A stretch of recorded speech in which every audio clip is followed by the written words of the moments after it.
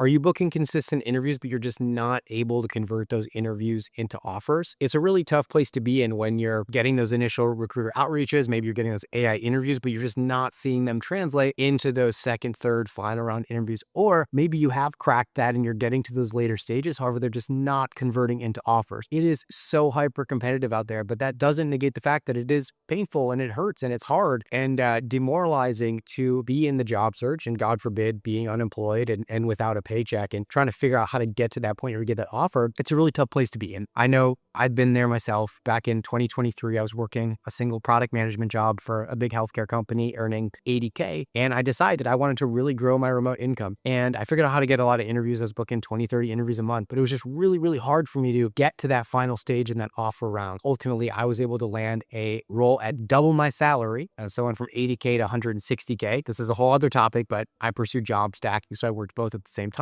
And then I got a third offer at 150K, worked all three and made 390K. So almost 5x my total income. This video doesn't require you to be into job stacking, but I wanted to share that power of everything I'm going to walk you through today in terms of how to really get to that point where you're locking in those offers. Now, it's not just myself. I've run the job searches of over 500 people over the last 2.5 years from Meta, Netflix, Airbnb, Google, ESPN, Accenture, and more. And two of our biggest competitors came to us and asked us to run the back end of their services because they saw what we're doing is so much more powerful than what they were able to deliver for their clients. So trust me when I say all the stuff I'm going to share with you is really impactful. Now, let's jump in and break it down. Now, the first thing we need to assess is, are you getting stuck in those early stages or later stages? If it's the beginning, you're getting those recruiter calls, but they're just not converting at least 70, 80% to second round interviews, you have an elevator pitch type problem. This is where you're not able to cohesively and concisely explain your value to someone who may or may not even be part of that company, may or may not even really understand the work you do, but it's their job to determine if you're a good fit or not for the role. Now, that requires a certain set of skills and repetition and practice, but it's different from what you would need to improve upon if you're getting to those later stages, the second, third, final round interviews, and just not getting offers. That is more about the depth, the value, the impact, the technical components of your jobs. We're going to get to that, and we're going to break down the top 9 reasons you're not converting those interviews into offers. Let's do it. The first reason that you are not converting interviews to offers is that there's a clear gap that you cannot see, an invisible gap. The reality is that if you were doing amazing and your answers were super good and everyone loved what you were saying, you would have an offer. So this is really the foundational point that everything else is a subset of, which is there's some sort of gap. Something is falling off a cliff and you can't see it clearly, or you can't see it clearly and you just don't know how to work on it. We're going to cover that as well. But the reality is you need to acknowledge I have a gap and I need to figure out how to fill that gap. So the best way to do that is work with someone who can do either mock interviews with you and give you tactical feedback, or record your interviews and figure out how you can get feedback on that. But again, we have personal blind spots and biases, so it's really valuable and beneficial to have someone else work with you, ideally on a repetitive basis, so that you can iteratively improve and not take 4 or 5 months of live interviews to actually gradually get better at them. You want to get all those reps in offline so that when you show up to your first couple interviews, you start crushing them and you get that job on a way more compressed timeline. Number 2 is you don't have enough repetition. So this builds on number 1. You have to have clearly identified what your gaps are, and those gaps will vary, again, whether you're in those first few rounds of interviews with the recruiter, the person who doesn't even really understand your work, or it's those later rounds. Once you've identified where your gaps are, you need to iterate and iterate and iterate. There's a book called The Art of Learning. It's a fantastic book. It's influenced my life deeply by this guy, Josh Waitzkin, who I believe he's been a world-class, best in the world champion at some sort of martial arts, I forget which kind, surfing and chess. So he has gotten amazing at becoming a true world expert at a bunch of different things. Number 1 focus when he's teaching people how to learn things and grow really quickly is repetition. How fast and how many repetitions can you get in a day, in a week, in a month? And the more repetitions you can get, the faster you will acquire. You can acquire a new skill and become an expert at something to the degree you can get enough reps in. So once you identify those gaps, you have to have a system so that you can refine those gaps. Again, this is where doing live mock interviews with trained coach, someone who actually is a true expert, not just a friend, not just a peer, not someone who just works at a company who doesn't really understand this stuff at an expert level, can give you that feedback. In addition to that, it's great to use powerful AI tools. Most of the AI tools out there are not very effective. You could